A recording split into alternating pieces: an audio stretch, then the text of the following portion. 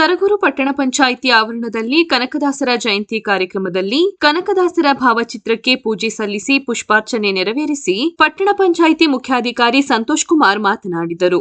ಬುದ್ಧ ಬಸವಣ್ಣ ಸೇರಿದಂತೆ ಅನೇಕ ಮಹನೀಯರಂತೆ ಕನಕದಾಸರು ಕೂಡ ಸಮಾಜದಲ್ಲಿನ ಅಂಕುಡೊಂಕುಗಳನ್ನು ತಿದ್ದಿ ಜಾತಿ ವ್ಯವಸ್ಥೆಯನ್ನು ಹೋಗಲಾಡಿಸಲು ತಮ್ಮದೇ ಆದ ರೀತಿಯಲ್ಲಿ ಶ್ರಮಿಸಿದ್ದಾರೆಂದು ತಿಳಿಸಿದರು. ಪಟ್ಟಣ ಪಂಚಾಯಿತಿ ಅಧ್ಯಕ್ಷೆ ರಾಧಿಕಾ ಶ್ರೀನಾಥ್ ಮಾತನಾಡಿ, ಸಾಮಾಜಿಕ ಸಮಾನತೆ ಹಾಗೂ ಧರ್ಮ ಉದ್ಧಾರಕ್ಕಾಗಿ ಶ್ರಮಿಸಿದ ಕನಕದಾಸರು ವ್ಯಕ್ತಿಯ ವ್ಯಕ್ತಿತ್ವ ಮತ್ತು ಚಿಂತನೆಯಲ್ಲಿ ಬದಲಾವಣೆಯಾಗಬೇಕೆಂಬ ಹಂಬಲ ಇಟ್ಟುಕೊಂಡಿದ್ದರೆಂದು ತಿಳಿಸಿದರು. ಪಟ್ಟಣ ಪಂಚಾಯಿತಿ ಸದಸ್ಯರಾದ ಶ್ರೀನಿವಾಸ್, ಚೆಲುವಕೃಷ್ಣ ಮಾತನಾಡಿದರು. ಕಾರ್ಯಕ್ರಮದಲ್ಲಿ ಪಟ್ಟಣ ಪಂಚಾಯಿತಿ ಅಧ್ಯಕ್ಷೆ ರಾಧಿಕಾ ಶ್ರೀನಾಥ್, ಸದಸ್ಯರಾದ ಶ್ರೀನಿವಾಸ್, ಮಹದೇವು, ಚೆಲುವಕೃಷ್ಣ, ಚೈತ್ರಸ್ವಾಮಿ, ದಿವ್ಯ ನವೀನ್, ಸಣ್ಣ ತಮ್ಮಯ್ಯ ಸೇರಿದಂತೆ ಮತ್ತಿತರರು ಉಪಸ್ಥಿತರಿದ್ದರು. ಕಾರಣ ಏನಪ್ಪಾ ಅಂದ್ರೆ ಅವರು ಹರಿಯ ಭಕ್ತನಾಗಿ ಎಲ್ಲ ದೇವ ಶ್ರೀಕೃಷ್ಣನ ಅರಿತ ಅವರು ಕೀರ್ತನೆಗಳನ್ನು ರಚನೆ ಮಾಡ್ತಾ ಜನರ ಒಂದು ಮೂಢನಂಬಿಕೆಗಳನ್ನು, ಜನರ ಒಂದು ಇದ್ದಂಥ ಅಸ್ಪೃಶ್ಯತೆಯನ್ನು ಅವರು ಕೀರ್ತನೆ ಮೂಲಕ ಆಡ್ತಾ ಜನಗಳನ್ನು ಒಂದು ಎಚ್ಚರಗೊಳಿಸ್ತಾ ಹೋಗ್ತಾರೆ.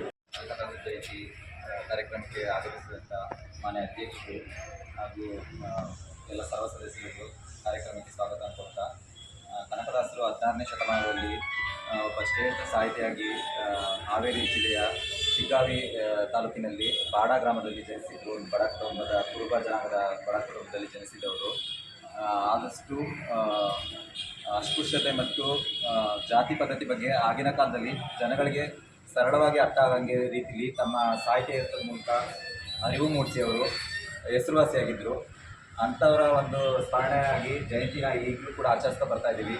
ಇದು ಒಂದು ಪುಣ್ಯದ ಕೆಲಸ ಅಂತ ಭಾವಿಸ್ತಾ ನನಗೆ ಮಾತಾಡೋದು ಅವಕಾಶ ಮಾಡಿಕೊಟ್ಟ ಎಲ್ಲರಿಗೂ ಧನ್ಯವಾದಗಳು. ಜನಗಳಿಗೆ ಯಾವ ಜಾತಿ ಯಾವ ಕುಲ ಎಲ್ಲ ಮಾನವ ಜಾತಿ ಒಂದೇ. ಆ ಮಾನವರು ಎಲ್ಲ ಅವರ ಕಷ್ಟಗಳನ್ನ ಅರ್ಕೊಂಡಾಗಲೇ ಒಬ್ರಿಗೊಬ್ರು ಗೊತ್ತಾಗೋದು. ಆ ಥರ ಹೇಳಿ ಅವ್ರ ಕೀರ್ತನೆ ಮುಖಾಂತರ ಎಲ್ಲರೂ ಅರಿವು ಮೂಡಿಸ್ತಿದ್ವಿ. ಇವಾಗ ನಾವು ಈಗಾಗಲೇ ಹೇಳಿದಾಗ ಚೆಲುವಕೃಷ್ಣ ಅವರು ಹೇಳಿದ್ರು, ಕನಕನ ಕಿಂಡಿಯಲ್ಲಿ ಶ್ರೀಕೃಷ್ಣನೇ ತಿರ್ಸಿದ್ರು ಅಂತ. ಅವರು ಅವ್ರಿಗೆ ದರ್ಶನ ಕೊಡೋಕ್ಕಾಗದೇ ಇರುವಾಗ ದೇವಸ್ಥಾನದ ಬಾಗಿಲು ಮುಚ್ಚಿದ್ರು. ಆ ಟೈಮಲ್ಲಿ ಕನಕದಾಸರು ನಾನು ಏನಾದರೂ ಆಗಲಿ ಒಂದು ಶ್ರೀಕೃಷ್ಣ ಮಾಡಬೇಕು ಅಂತ ಹೇಳಿದಾಗ ಕೀರ್ತನೆ ಮುಖಾಂತರ ಅವ್ರ ಕೀರ್ತನೆ ಮುಖಾಂತರ ಆಡಿದಾಗ ಶ್ರೀಕೃಷ್ಣ ಆ ಕಡೆ ತಿರ್ಗಿದಾಗ ಈ ಕಡೆ ತಿರ್ಸಿ ಅದು ದರ್ಶನ ಕೊಡುತ್ತೆ. ಆವಾಗ ಅವ್ರ ಭಕ್ತಿ ಎಷ್ಟಿತ್ತು ಅಂತ ಎಲ್ಲರಿಗೂ ಗೊತ್ತಾಗ. ಆ ಥರ ಇನ್ನೂ ಅದನ್ನು ಈಗಲೂ ಹೋಗಿ ನೋಡ್ಬೋದು. ಉಡುಪಿಗೆ ನೇರವಾಗಿ ಈಗಿನವರೆಗೆ ಕನಕಕ್ಕಿಂದಲೇ ನಮಗೆ ದರ್ಶನ ಸಿಗೋದು. ಎಷ್ಟು ಅದು ನೋಡೋಕ್ಕೆ ಈಗಲೂ ನಾವು ನೋಡಿದಾಗ ನಮಗೆ ಖುಷಿ ಆಗುತ್ತೆ. ಇನ್ನೂ ಮುಂದಿನ ದಿನಗಳಲ್ಲಿ ಈ ಥರ ಕೀರ್ತನೆ ಮುಖಾಂತರ ಕೀರ್ತನೆಗಳನ್ನ ನಾವು ಓದಿ ತಿಳ್ಕೊಂಡು ಅದನ್ನು ಮುನ್ನಡೆಸ್ಕೊಂಡು ಹೋಗೋಣ ಅಂತ